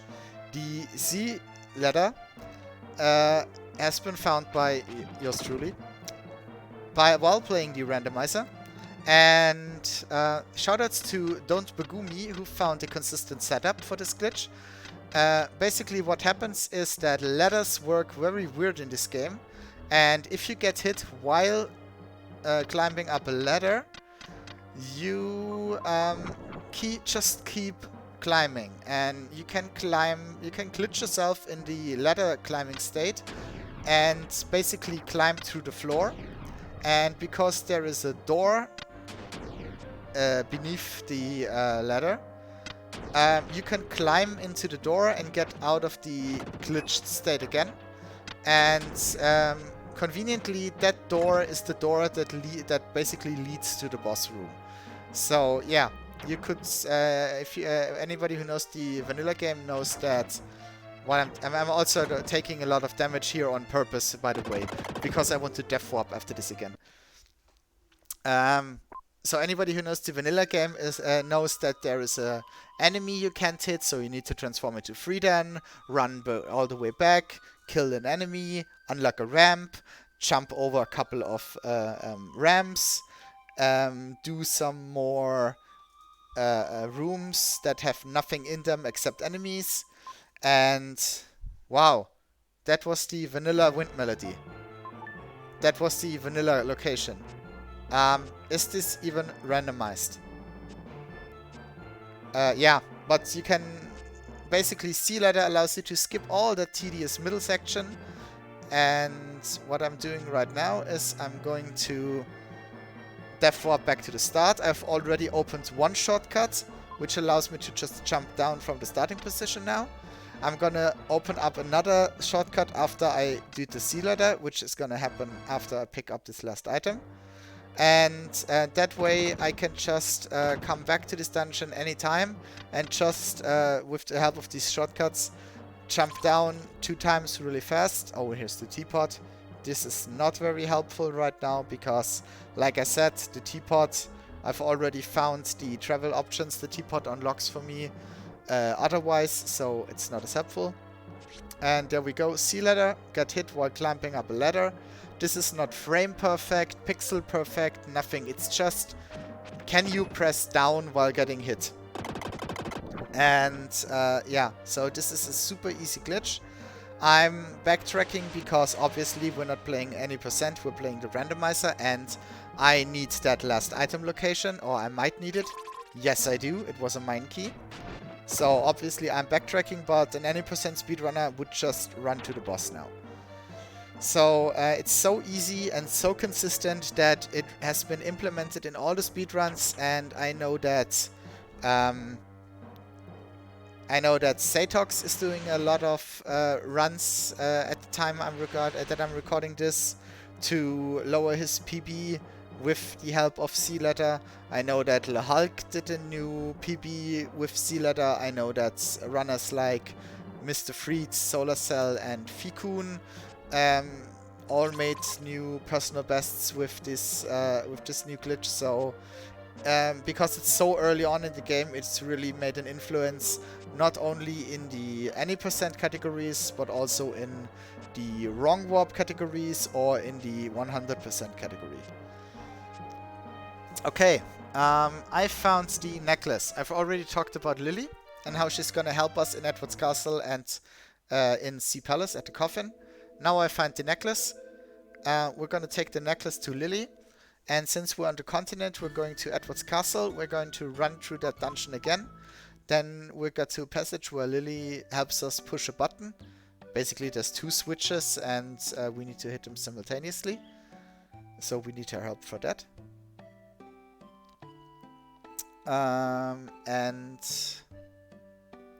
if that will give us 2 more items. And if those 2 items are the Inca statue A and B, we can go kill the last boss. The first boss, which is Kastov. Kastov is a special boss because Kastov not only gives us Mystic Statue 1, but Kastov also locks an item out. So we can, when we go to the gold ship, we can get 1 more item. And maybe the gold ship, if we get 2 Inca statues here, then the gold ship item could be our last crystal ball. So there's still hope we don't have to get all the checks in the seed. But what could also happen, of course, is worst case, we're gonna get another mine key, so we have to check the SAM item. And we might need to check the coffin, the SAM item, and the gold ship item to get access to everything. But let's not be pessimistic, let's keep hoping.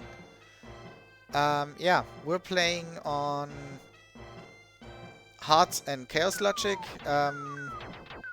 Hard means that the item randomization is a bit more erratic, while I mess up the spear setup twice. Wow. Chaos logic obviously means that like Angkor Wat could be locked out. That could happen in other dungeons as well. It makes a bit more of a challenge, but it also makes it more fun to watch, in my opinion. Like I said, Lily flew to the left to push the switch. We're gonna push the switch on the right on 3.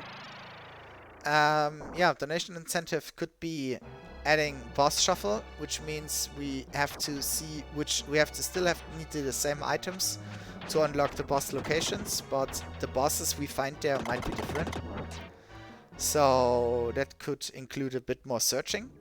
But as I said, I already have 2 boss kills I didn't need yet, and I have the statue tree option to go there anytime, so I think a boss shuffle seed might actually have been a bit faster this time than a vanilla seed. Wilddin and I both would like to show off Apocalypse Gaia, but we think it would be more fun to have it as a donation incentive. I'm gonna show it to you today. I think Wilddin is gonna show it to you as well. At least he's gonna give it 1 attempt. Obviously, we could just split on Dark Gaia if we run into problems with the estimate, and if one player is ahead, they can put in a couple of attempts at Upper Gaia, and the other runner just finishes or will finish the race once Dark Gaia is killed. So we're a bit flexible. The estimate of this run would be at 2 hours, but this seed is pretty much a 100% seed, and we will not reach the 2 hours. So the 2 hours, there's a lot of leeway. Sadly, we need that leeway because the randomizer can be cruel at times, and we want this race to be as fair as possible, so we're not gonna scout. We don't want to scout any seeds. But yeah, we might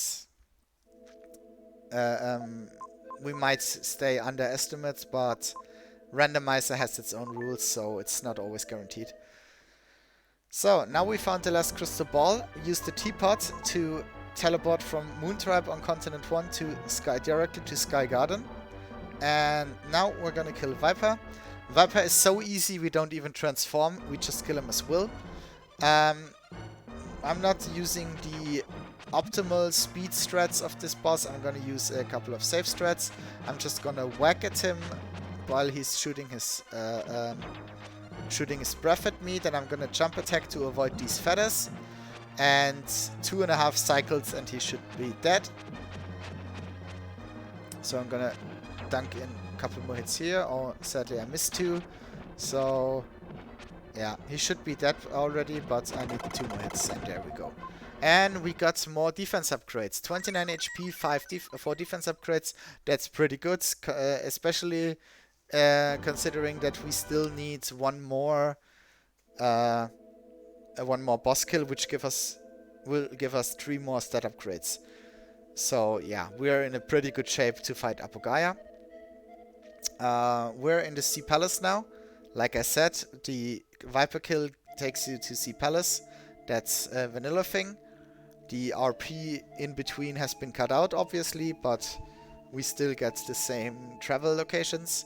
And now we're going to go to the coffin. Lily will open the coffin for us, and it's either our last Inca statue, or it's gonna be the mine key. At this point, my money is on the mine key, because that would mean we have to take every check. Yeah, there's mine key A. Oh joy. Okay.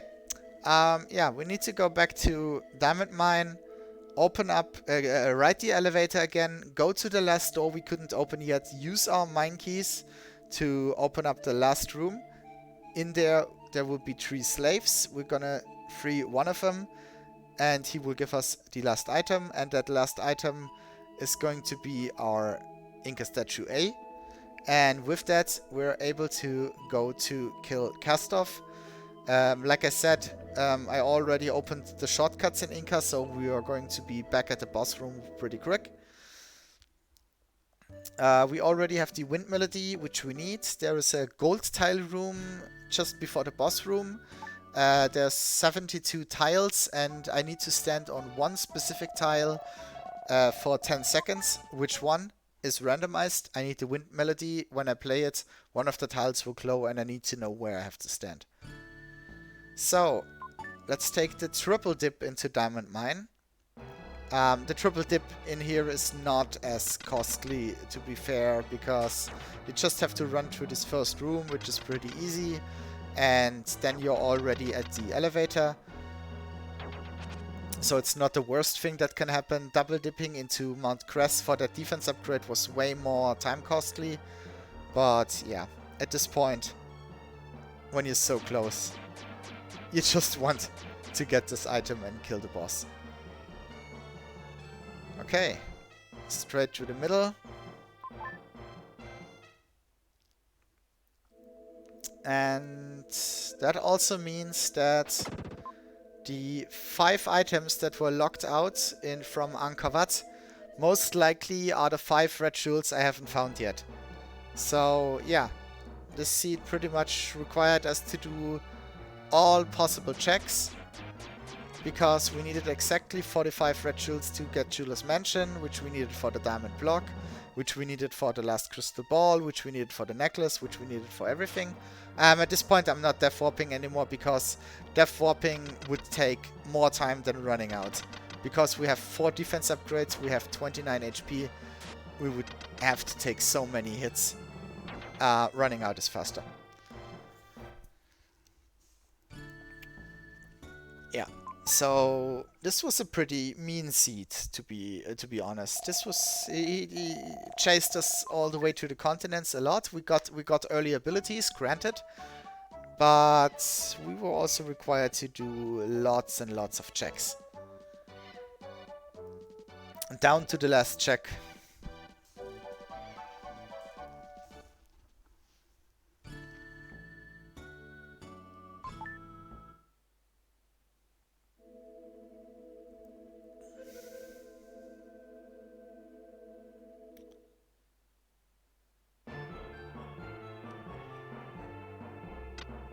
Yeah, we're just gonna jump down these ledges that I opened already. We could do sea ladder again, but obviously using the shortcut is faster.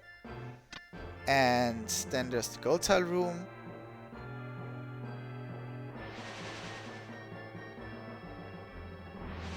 Yeah. Yeah, and as the seed is going to an end, I hope you enjoyed watching this. And yeah, I barely talked about the game, I only talked about the randomizer, but Illusion of Gaia is also a pretty amazing game.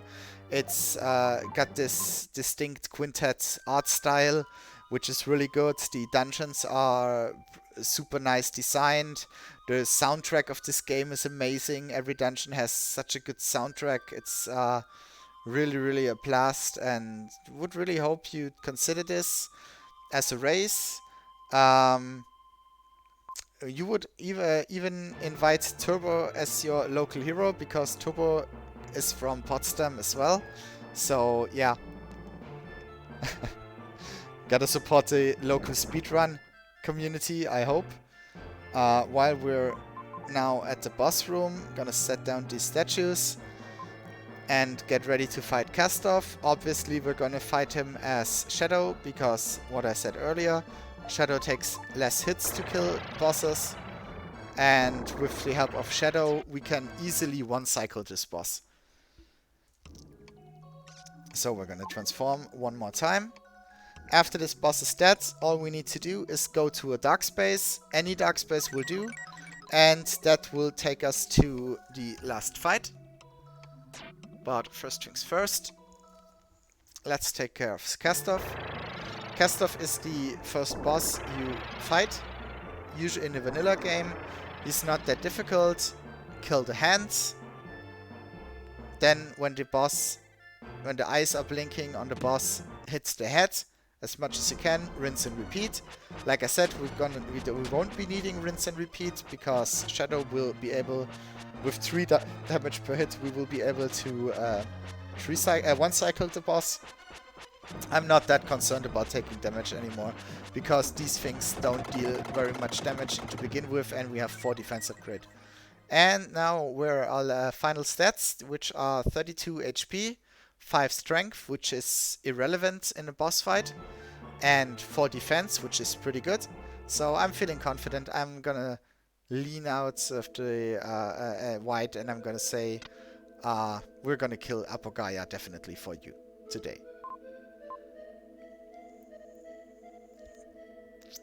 Yeah, not even a check the gold ship item. It was a Freya upgrade, so now I know for sure the 5 red jewels that I'm missing are the ones that were locked behind the item location, the ability location in Angkor Wat.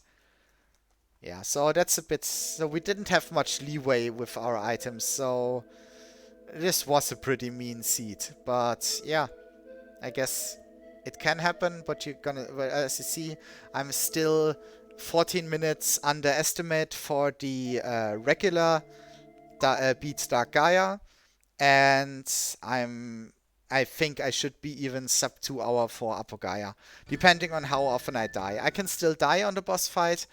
Let's talk about the Apocalypse Gaia boss fight. This fight is not just invented straight out of nothing from the randomizer community. There were bits and pieces of code left in the game, but they were not used, most likely because Quintet didn't have enough time to implement them. But Raven Zero, who also helped develop this randomizer, used these bits of codes and turned them into 3 additional phases for the boss fight. And with the help of the playtesters, we now have Apocalypse Gaia, 3 additional phases that are pretty hard, way more aggressive, and yeah, I'm gonna talk you through them while we play. But first things first, we transformed into Shadow with Kara and the Mystic Statues. So now we fly up to the comet. First phase is just the same. Hit the face, dodge the acid rain. The acid rain will come back at a later phase. So yeah, keep that in mind. It takes 7 hits. And it's not really hard, because whenever the rain is getting close to hitting me, I'm gonna use Aura to dodge damage. This is also a technique I'm gonna use in the later phases of the game. And once we hit them enough, we're gonna get to the Dark Gaia portion. Dark Gaia will shoot homing laser projectiles at us that are yellow laser orbs. Those I can either dodge or block. I'm gonna block them. She's gonna spawn little blue bubbles, which will move semi-randomly, but try to move into me. And I can just hit those and they will burst and they won't hit me. And she's also gonna shoot a mouth laser at me right after she gets vulnerable. So what I'm gonna do is I'm gonna try to land as many hits as possible and then use aura to dodge the mouth laser. And then I'm just gonna wait.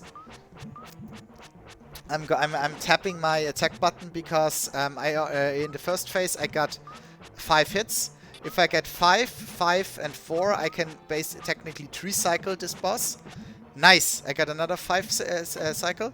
So I'm gonna 3-cycle this boss. If you hit only 4 in the phases, you're gonna have to 4-cycle this.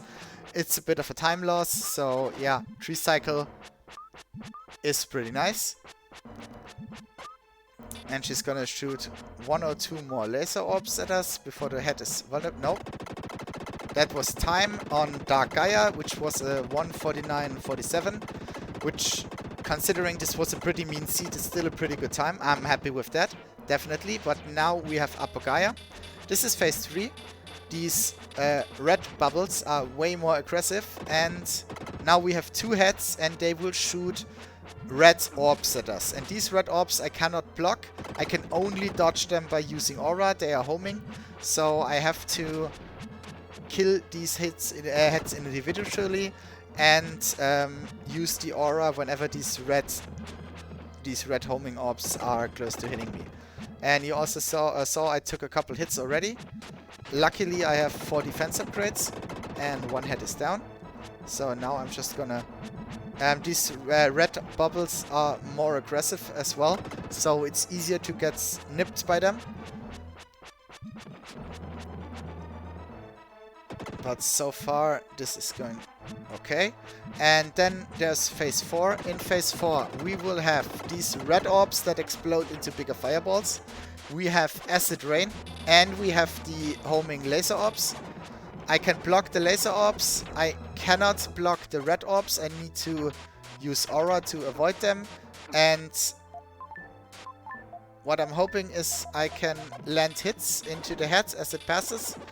And I hope I get a bit lucky with acid rain RNG so that I can just keep standing, but as you can see, it's not really working out. I'm getting a lot of hits in, and yeah, I also already used 2 herbs, and there we go. So phase 4 is basically a bullet hell phase. Now there's a cat and mouse phase. This is the last phase. The head is only vulnerable when it's gray, but now it's gonna turn blue, and there will be other smaller white heads covering it, like a shield. I need to kill the shields to make the head vulnerable again, and while I do that, I need to dodge the red. I need to block the laser orb, but I also need to dodge these red orbs. The red orbs are shot from the red orb that's circling the heads at a random direction. I'm standing in the bottom corner because I have a better chance to dodge the red orbs from there. Oh, that was unfortunate. It moved all the way through the screen. Yeah, that was unfortunate. Okay, that's a death. He moved all the way across the screen before he got vulnerable. If he got vulnerable again earlier, I might have gotten my hit in earlier, but yeah, that was an unfortunate death. I don't have to do the first 2 phases again. I can go straight to phase 3. So phase 3 again. Let's hope I don't get hit this time. And there I took the first hit. Yeah, phase 5 is also a cat and mouse phase. While the boss has many shields, he will move towards me, and the shields will move towards me and try to ram into me. But when there are less shields, then he will move. He will not move towards me. He will move away from me, and the shields will stick close to the main head. So I have to lure it down and then swoop up and land in a couple of hits. So I'm also standing at the bottom corner to lure the head down for when the shields are almost gone. Let's hope I get better acid rain RNG this time. Or I just have to use more herbs. I have 12 of them. No, I have 10 of them because I used 2 on Killer 6. The herbs reset as well, so I can spam as many as I need. Once you reach phase 3 and you die, all the herbs are gonna be reset. So Raven is not a monster. He's actually giving us a good chance to fight this boss. So I'm back at 10, basically, whenever I restart the fight. There we go. Took another unfortunate hit, but we killed the boss. We killed the phase 4 cycle way faster. Now let's see if we can get this done a bit quicker. There's the first hit, is free. And he's gonna spawn more heads in the further phases. So he starts with 3 and he's gonna spawn 1 more head each phase. I need to hit him 7 times. And also, I don't know if you can hear it in the background, the music is gonna get faster. So everything is gonna get faster. The music and the boss. So these laser orbs will come more and more frequently. The red orbs will come more and more often. And the heads will move a lot faster. So it starts out at a decent pace, but it's gonna get really, really fast in a couple of times. You already see that the laser orbs is shooting way more frequently. I barely am able to get 5 hits from my firebirds out before I have to block again. Now he's moving defensively. I have to swoop up. That was really good. I hit both the heads, both the shields at the same time. And rinse and repeat, but with 1 additional head. Oh, there was an unfortunate red orb that just came straight at me. I could have used the aura, but yeah, at this point I'm just tanking the red orb hits and hope I can get and use my herbs if I have to. I still have 7 left, so I'm in a very good shape right now. This should be a kill if I don't mess up too bad. I need 2 more hits, and as you can see, the pace is really picking up right now. But lucky for me, because there are more of those shields, they move more aggressive, so it's a bit faster to kill them each time. So it basically balances out. Okay, this is the last hit. So we're gonna have time real soon.